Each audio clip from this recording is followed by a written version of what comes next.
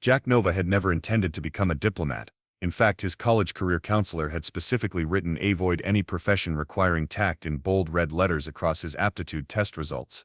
Yet here he was, straightening his regulation navy blue tie in the gleaming chrome elevator of Earth's galactic embassy, about to represent humanity to a dozen alien species who could vaporize our planet on a bad day. "First day jitters?" asked Trix Mendoza, his orientation guide, a woman whose perfect posture and immaculate uniform made Jack feel like a rumpled napkin by comparison. "Nah," Jack said, running his hand through his perpetually messy brown hair, "just wondering how humanity decided I was the guy for this job. I once told my ex her new haircut made her look like a dandelion that survived a windstorm." Trix's smile didn't waver, but her eyes narrowed slightly. "The Interspecies Diplomatic Corps has a unique approach to recruitment. Your psychological profile indicated an exceptional ability to think outside conventional parameters. Is that corporate speak for this guy's weird enough to talk to aliens? We prefer adaptively divergent, and your linguistic aptitude scores were off the charts." The elevator doors whooshed open to reveal a cavernous atrium teeming with lifeforms that defied easy categorization.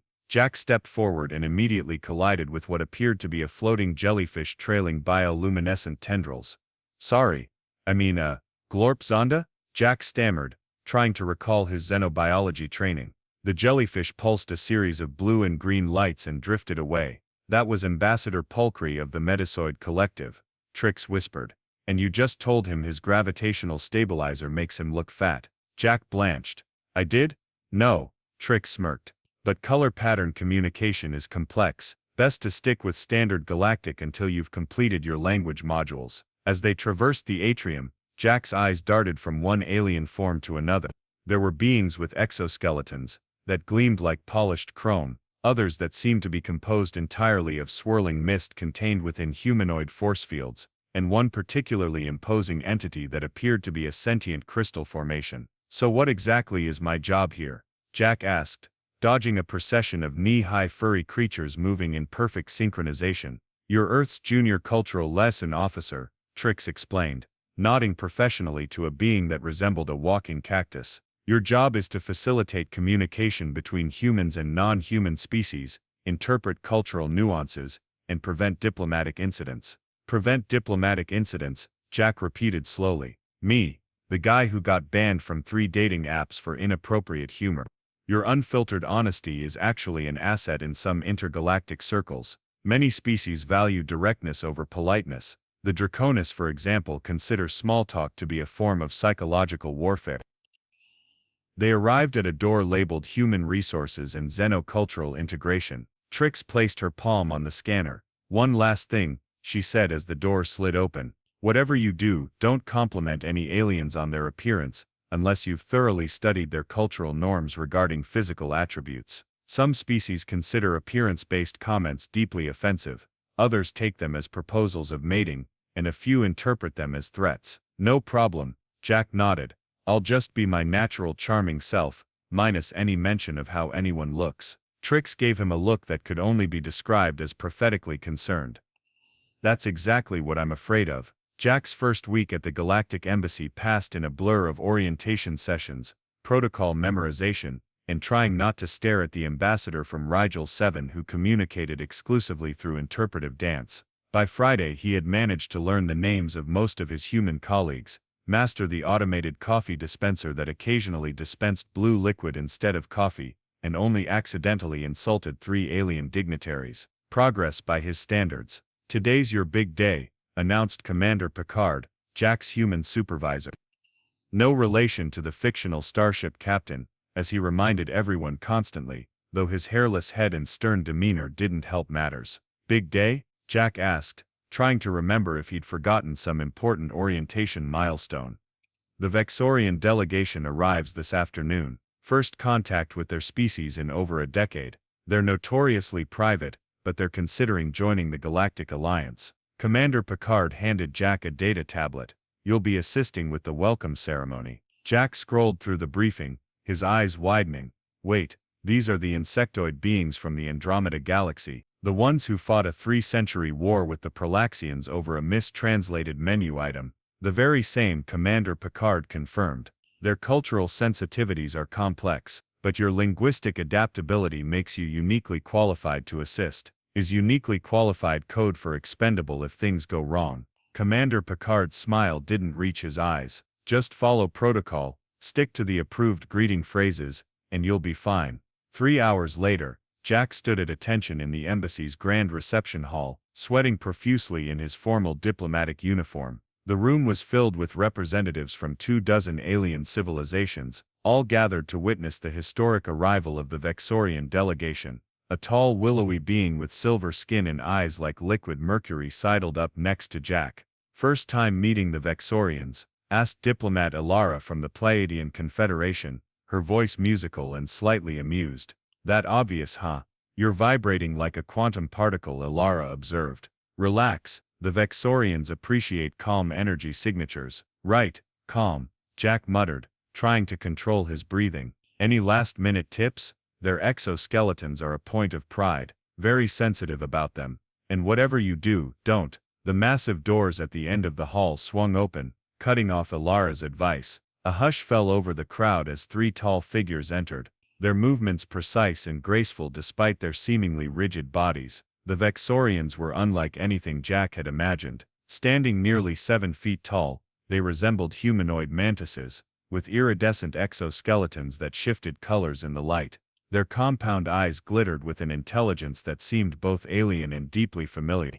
The lead Vexorian's carapace was adorned with intricate patterns that Jack assumed denoted rank or status. Ambassador Zella of the Vexorian Collective announced the embassy's AI in a dozen languages simultaneously. With attaches Crix and Thal, the delegation moved forward, their multi-jointed limbs making their gait appear almost like a dance. Jack found himself mesmerized by the way Ambassador Zella's exoskeleton shimmered with blues and greens as she approached. Commander Picard stepped forward, performed the traditional Vexorian greeting, a complex series of hand gestures that Jack had spent hours practicing, and welcomed the delegation formally. Ambassador Zella's mandibles clicked softly as she responded in flawless Standard Galactic. "The Collective extends appreciation for Earth's hospitality." Jack stood transfixed as the formal introductions continued.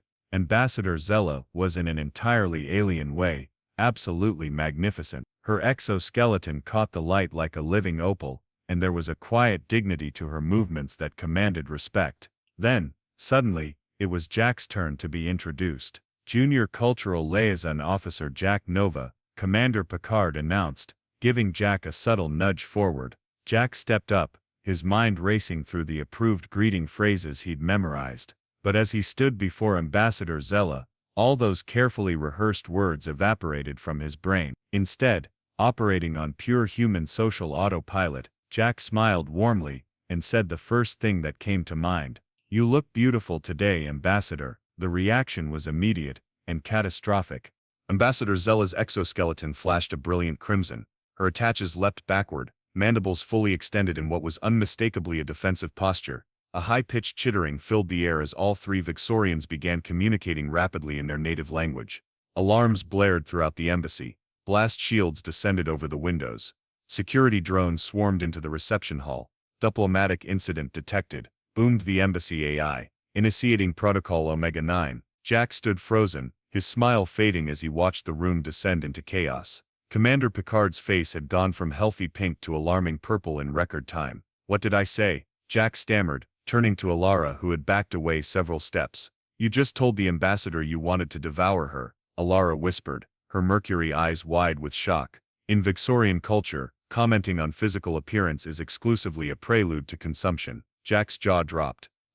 What? No, I just meant she looked nice." "Well," Ilara said, watching as the security team formed a protective ring around the Vexorian delegation, "I hope you're as good at apologies as you are at compliments." Jack could only watch helplessly as his promising diplomatic career imploded spectacularly before it had even properly begun.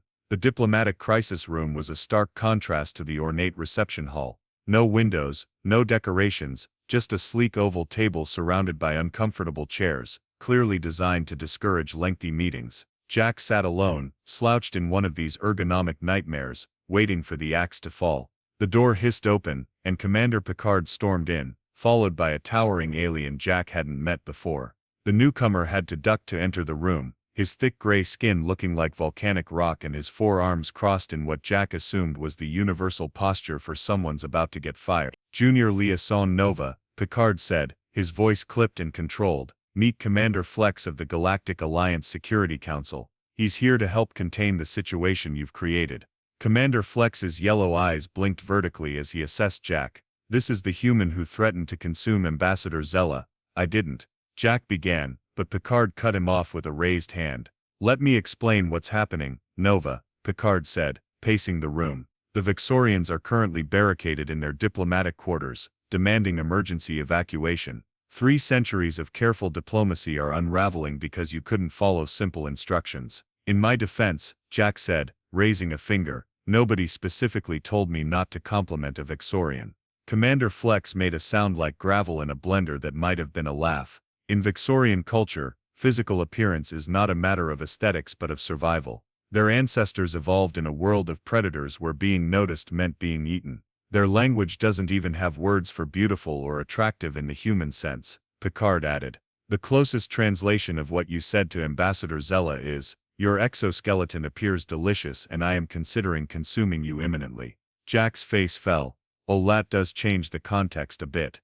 A bit? Picard's voice rose an octave. The Vixorians are now questioning whether humans are secretly cannibalistic predators who invited them here under false pretenses. That's absurd, Jack protested. I mean, sure, I enjoy a good steak, but I draw the line at sentient beings. Commander Flex's rocky face remained impassive. The Vixorians are a literal species. They do not understand human concepts like metaphor or casual compliments. When a Vixorian speaks, they mean exactly what they say. So when I said she looked beautiful, you declared yourself a predator, Commander Flex confirmed. And worse, you did it with a smile, which in their culture is a display of readiness to attack. Jack groaned, and dropped his head into his hands. Perfect, just perfect. Day 1 on the job, and I've already threatened to eat an ambassador. The situation is recoverable, Commander Flex said, unfolding one of his forearms to tap at a data tablet. But it will require careful cultural navigation. Exactly, Picard said, his color returning to something closer to normal. Which is why we're bringing in senior cultural specialist Dr. Levinson, too. No, Commander Flex interrupted, his yellow eyes fixed on Jack. This human must rectify the situation personally. Jack's head snapped up. Me? But I'm the one who caused the problem. Precisely, Commander Flex rumbled. The Vixorians value accountability. If we send a different human, they will perceive it as evidence that you were indeed expressing predatory intent and have been removed from the situation. But I barely understand what I did wrong, which is why you have exactly 1 hour to become an expert in Vixorian customs communication and conflict resolution, Picard said, sliding a data crystal across the table. This contains all the cultural briefings you were supposed to have studied before meeting the delegation. Jack picked up the crystal, which glowed with a faint blue light. And if I fail? Then humanity loses its chance to bring the Vixorians into the Alliance, Picard said, grimly. And you'll be reassigned to the diplomatic outpost on Pluto. Pluto's not so bad, Jack said weakly. Not the planet, Commander Flex clarified. The waste management facility named after it. Jack inserted the data crystal into the table's reader port. Right, 1 hour to become a Vixorian culture expert. No pressure. As Commander Flex and Picard turned to leave, Jack called out, quick question. In human culture, we often use compliments as icebreakers or to establish friendly connections. How do Vixorians do that? Commander Flex paused at the door. They discuss mathematical theorems. Mathematical theorems, Jack repeated dully. Indeed, the Vixorians believe that mathematics is the only truly objective form of communication. Their standard greeting translates roughly to, "May your calculations be accurate." As the door closed behind them, Jack stared at the information beginning to scroll across the table's surface. Vixorian history, customs, taboos, and an entire section labeled, Communication Hazards, Priority Review. Well, he muttered to himself as he began scanning the data, at least I know what not to say next time. The problem was, he was quickly realizing that list included almost everything a human would naturally say in a social situation. 57 minutes of intensive Vixorian cultural studies later, Jack's brain felt like it had been put through a quantum blender. He now knew more about insectoid social hierarchies, exoskeleton color signaling, and multidimensional mathematics than he had ever wanted to know. "Time's up, Nova," announced Commander Picard, striding back into the crisis room. He was accompanied by a human woman in her 50s, with silver-streaked hair pulled into a severe bun, wearing the distinctive midnight blue uniform of the diplomatic corps' upper echelons. "Director Chen," Picard said, "this is Junior Liaison Nova." Jack scrambled to his feet, nearly knocking over his chair. "Director, as in, director of the entire Earth Diplomatic Corps." The woman's steely gaze seemed to x-ray Jack's soul. "The Vexorians have escalated this to a level 1 diplomatic incident. Their High Council is now involved. Do you understand what that means, Mr. Nova? That I should update my resume?" Jack offered weakly. "It means," Director Chen continued, ignoring his attempt at humor, "that they're questioning their participation in not just Earth relations, but the entire Galactic Alliance. 327 worlds, Mr. Nova, that's what's at stake." Jack swallowed hard. "I've been studying their culture. I think I understand where the miscommunication happened." "Miscommunication?" Director Chen's eyebrow arched dangerously. "You directly threatened to consume a foreign dignitary. In some galactic jurisdictions, that's an act of war." "To be fair," Jack said, "in human culture saying someone looks beautiful is one of the highest compliments we can give." Director Chen's expression didn't soften. "Ambassador Zella has agreed to one final meeting before they depart. You will attend this meeting. You will explain human communication customs, and you will convince them that humanity is not a race of predators with deceptive diplomatic practices." "I can do that." Jack nodded, with far more confidence than he felt. "You have 15 minutes to prepare your approach," Director Chen said, checking her wrist display. "The Vexorian shuttle is already warming up. If they leave, the diplomatic repercussions will echo across the galaxy for decades." After Director Chen and Commander Picard left, Jack paced the crisis room, his mind racing. The standard diplomatic playbook wasn't going to work here. The Vexorians' literal-mindedness meant that typical human groveling and apologies might just make things worse. He needed something uniquely human, something that showcased humanity's greatest strength, their ability to adapt, to connect across differences, to find common ground in the most unlikely places. Jack snapped his fingers as inspiration struck. What if instead of apologizing for the misunderstanding, he embraced it? Used it to demonstrate the very thing that made humans valuable to the Galactic Alliance, their cultural flexibility and capacity for genuine connection across species boundaries. When Commander Picard returned to escort him to the meeting, Jack was smiling. "That expression concerns me deeply," Picard muttered as they walked through the embassy's restricted corridors. "Trust me," Jack said. "I've got a plan." Those might be the 4 most terrifying words in human language. They arrived at Meeting Room Alpha, the embassy's most secure negotiation chamber. The doors parted to reveal Ambassador Zella and her 2 attaches standing rigidly on the far side of the room. Their exoskeletons had shifted to a muted greenish-gray that Jack now recognized as the Vexorian equivalent of extreme diplomatic caution. Behind them, visible through the room's panoramic window, a sleek Vexorian shuttle hovered on the landing pad, engines glowing with pre-departure energy signatures. Director Chen was already present, standing with the perfect posture that seemed requisite for her rank. "Ambassador Zella, thank you for this opportunity to address the unfortunate incident. Junior Liaison Nova has prepared a statement." All compound eyes turned to Jack. He stepped forward, heart hammering in his chest, acutely aware that he was about to either salvage interspecies relations or doom Earth to diplomatic isolation. "Ambassador Zella," Jack began, then deliberately stopped himself. "No, I should use the proper Vexorian formal address. Esteemed calculator of precise values, I stand before you acknowledging a critical error in my translational algorithms." Ambassador Zella's antennae twitched slightly, a sign of surprise, according to Jack's crash course in Vexorian body language. "When we met," Jack continued, "I expressed myself using a human cultural protocol that has no accurate Vexorian parallel.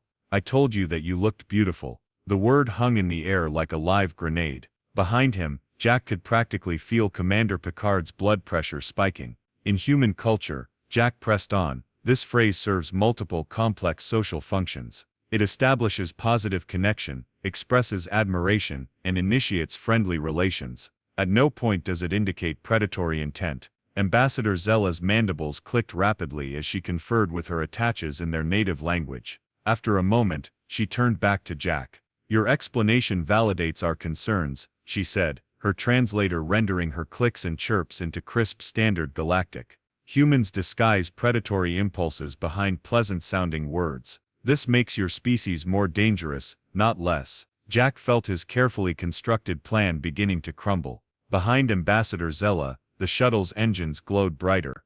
With respect, Ambassador, Jack said, desperation giving him courage. You're missing the foundational concept. Humans don't see beauty as a prelude to consumption. We see it as a recognition of inherent value. Value and consumption are linked concepts. Ambassador Zella countered, that which has value is consumed. This is universal logic. Jack sensed the diplomatic ground slipping away beneath his feet. The Vexorians were too literal, too rooted in their evolutionary past to understand the nuances of human communication. Unless, Ambassador, Jack said, sudden inspiration striking, may I ask you a direct question about Vexorian mathematical principles? The unexpected pivot seemed to catch Ambassador Zella off guard. You may inquire. In Vexorian mathematical theory, is there not a concept of transcendental algorithms, equations whose value can be appreciated, but never fully consumed or resolved? A silence fell over the room. Ambassador Zella's compound eyes seemed to refocus on Jack with new intensity. How do you know of transcendental algorithms? She asked, her voice carrying a new tone that Jack couldn't quite identify. Because, Jack said, stepping closer and lowering his voice conspiratorially. That's exactly what I meant when I said you looked beautiful. The room fell into a silence so complete that Jack swore he could hear the molecular filters in the air circulation system. Director Chen and Commander Picard exchanged alarmed glances, clearly convinced that Jack had just made everything infinitely worse. Ambassador Zella remained motionless, her compound eyes fixed on Jack with an intensity that made him wonder if she was calculating the most efficient way to dismember him. Transcendental algorithms, she finally said, her translator rendering her voice with a new, almost thoughtful cadence, are the most sacred concepts in Vexorian mathematics. They represent the ultimate paradox, entities that can be defined yet never fully resolved. Jack nodded, encouraged. Exactly, and when humans say someone is beautiful, we're recognizing a similar paradox. We see value that can be appreciated but never consumed, complexity that can be admired but never fully understood. The Vexorian attaches, Crix and Thal, began chittering rapidly to each other. Their exoskeletons shifted through subtle color variations too fast for Jack to interpret. An intriguing analogy, Ambassador Zella said, her head tilting slightly. Yet it conflicts with our understanding of predator psychology. Predators do not typically appreciate that which they cannot consume. But that's precisely what makes humans different. Jack pressed on, warming to his theme. We're evolved predators who have transcended our biological imperatives. We've developed the capacity to value things precisely because they exist beyond our consumption. Behind him, Jack heard Director Chen inhale sharply, clearly terrified that he'd just reminded the Vexorians of humanity's predatory evolutionary heritage. But Jack had committed to his approach. Consider art, he continued. Humans create and preserve beauty specifically to ensure it endures beyond any individual's ability to possess it. We build museums to protect beautiful objects from being consumed by time or ownership.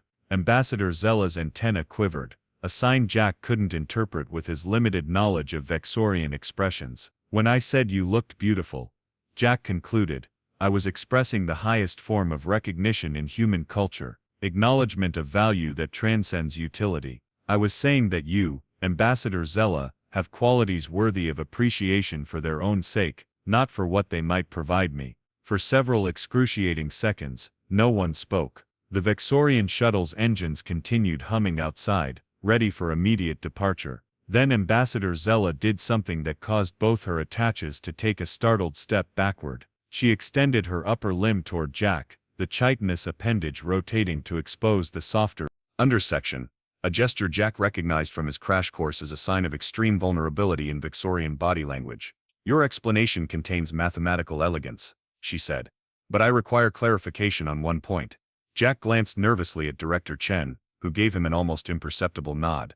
Of course, Ambassador. If human appreciation of beauty is truly analogous to our understanding of transcendental algorithms, then your statement upon meeting me was not a threat, but rather, Ambassador Zella paused, seeming to search for the right concept, a recognition of inherent non-consumable value. Exactly, Jack exclaimed. relief flooding through him. It's one of the ways humans establish positive connections with each other. We identify and verbally acknowledge qualities we admire. Ambassador Zella turned to confer with her attaches, their hushed chittering, accompanied by rapid color changes in their exoskeletons. When she turned back, Jack thought he detected a new quality in her posture. Something less rigid, more contemplative. In the interest of interspecies understanding, she said, I will provide you with a parallel from Victorian culture. When we encounter an entity whose qualities we wish to acknowledge without consumption intent, we say, your patterns exceed predictive modeling. Jack blinked. That's actually quite poetic. It is merely factual, Ambassador Zella replied. Yet I begin to understand that humans find value in the space between fact and interpretation. Director Chen stepped forward, her diplomatic training apparently overcoming her shock at the turn the conversation had taken. Ambassador, does this mean the Victorian delegation will reconsider their departure? Ambassador Zella's exoskeleton shifted to a blue-green hue that reminded Jack of tropical waters. The situation requires further analysis. We had not previously encountered a species whose language separates admiration from consumption so thoroughly. If I may, Jack said, struck by a sudden inspiration, there's a human tradition that might help illustrate this concept more clearly. We call it a toast. Commander Picard made a strangled noise that Jack chose to interpret as encouragement. A toast? Ambassador Zella inquired. Yes, it's a ritual where we raise beverages, acknowledge positive qualities in others, and then consume our own drinks, never the person we're complimenting. It demonstrates the separation between appreciation and consumption. Ambassador Zella's compound eyes seemed to gleam with new interest. This ritual would provide valuable observational data. Director Chen, quickly catching on to Jack's improvisation, tapped her communication device. I'll have the embassy staff prepare appropriate refreshments immediately. Perhaps we could continue this cultural exchange over a more formal dinner. Ambassador Zella turned to her attaches, who after a brief consultation, nodded their agreement. We accept this proposal, the ambassador announced. The departure shuttle will be deactivated. She turned her multifaceted gaze directly to Jack. Junior Liaison Nova will explain more human customs regarding non-predatory appreciation. As the tension in the room dissipated, Commander Picard leaned close to Jack and whispered, I have no idea what just happened, but keep doing it. Jack smiled weakly, his heart rate finally beginning to normalize. Just doing my job, preventing diplomatic incidents through creative miscommunication. Your patterns exceed predictive modeling, Junior Liaison Nova, Ambassador Zella said, using the Victorian phrase she had just taught him. And Jack, feeling suddenly bold, replied, You too, Ambassador. You look absolutely beautiful when you're not planning to evacuate Earth's orbit. Director Chen's sharp intake of breath suggested he might have pushed his luck too far, but to everyone's astonishment, Ambassador Zella's exoskeleton rippled with a color pattern that the translator identified as the Victorian equivalent of appreciative understanding. Perhaps, she said, her mandibles clicking softly, humans are more complex than our initial calculations suggested. 3 weeks later, Jack found himself in the embassy's grand banquet hall, surrounded by the strangest dinner party in Earth's diplomatic history. The Victorian delegation had not only remained on Earth, but had invited an additional 12 representatives from their homeworld to participate in what they were calling the Human Paradox Study. Try the chocolate mousse, Ambassador, Jack suggested, gesturing to the elegant dessert that resembled a small spiral galaxy on a plate. It's a perfect example of what we've been discussing. Something humans create purely for aesthetic and sensory appreciation. Ambassador Zella delicately maneuvered a spoonful of the dessert with surprising dexterity given her exoskeletal appendages. Around them, other Victorians were similarly engaged with various Earth delicacies, their compound eyes gleaming with what Jack had learned to recognize as scientific fascination. Remarkable, Ambassador Zella said after tasting the mousse. The molecular structure is arranged for sensory impact rather than nutritional efficiency. This confirms your assertion that humans derive value from experiences that serve no survival function. Exactly, Jack beamed. We call it pleasure, or art, or sometimes just really good chocolate. Across the room, Director Chen was deep in conversation with the newly arrived Victorian chief calculator, a dignitary whose iridescent black exoskeleton marked him as one of the highest-ranking members of their society. From the director's barely concealed smile, the discussion appeared to be going well. Commander Picard sidled up to Jack, a glass of champagne in hand. I still can't believe your catastrophic blunder turned into the diplomatic breakthrough of the decade. Jack shrugged. Just got lucky that my particular brand of screwing up aligned with exactly what the Vixorians needed to see about humans. The Galactic Security Council is calling it Nova's theorem, Picard said, looking slightly pained at having to deliver this news. The principle that human diplomatic failures can sometimes succeed precisely because they're authentic rather than calculated. I'm honored, Jack said, trying not to look too smug. Though in fairness, most of my diplomatic failures are still just failures. True, Picard acknowledged, but the Vixorians have formally requested that you serve as Earth's primary liaison to their culture. Apparently, they find your transcendental illogic to be mathematically stimulating. Jack nearly choked on his champagne. They want me, the guy who almost caused an interstellar incident by saying someone looked nice. Director Chen has already approved the assignment, Picard said. God help us all. Before Jack could respond, Ambassador Zella approached them, her exoskeleton glowing with the soft blue hue that Jack had come to recognize as her formal diplomatic coloration. Junior Liaison Nova, she said, I wish to inform you that the Vixorian High Council has voted unanimously to join the Galactic Alliance. Jack broke into a grin. That's wonderful news, Ambassador. Was it our irresistible chocolate? It was your contradiction, Ambassador Zella replied. Humans simultaneously display predator characteristics yet value that which you cannot or choose not to consume. This paradox suggests evolutionary potential our mathematicians find beautiful in our understanding of the term. Jack's eyebrows shot up. Did you just use beautiful in the human sense? I am experimenting with cross-species conceptual frameworks, Ambassador Zella explained, her mandibles shifting in what Jack had recently learned was a gesture of mild embarrassment. Your linguistic flexibility deserves reciprocal effort. Commander Picard excused himself, muttering something about needing to document this historic moment, leaving Jack alone with the ambassador. I have a confession to make, Jack said, once Picard was out of earshot. That first day, when I said you looked beautiful, I really did mean it as a compliment. Your exoskeleton has the most amazing patterns I've ever seen. Ambassador Zella's antennae quivered slightly. And I have a confession as well. In Vixorian culture, telling someone they resemble consumable material is not always a threat. Between certain castes, it can be what humans might call flirtation. Jack blinked. Wait, so when I said you looked beautiful, I initially interpreted it as a threat because it was unexpected from an unknown alien species, Ambassador Zella clarified. Had you been Vixorian, the same statement might have indicated romantic interest. So I accidentally hit on you, and you thought I was threatening to eat you, Jack summarized, trying not to laugh. That's got to be the worst first contact pickup line in galactic history. Ambassador Zella's exoskeleton rippled with colors that her translator didn't bother to interpret. Perhaps, yet it has led to unprecedented diplomatic success. The Vixorian Human Cultural Exchange Program already has over 1,000 applicants from my world, all because of a misunderstood compliment, Jack marveled.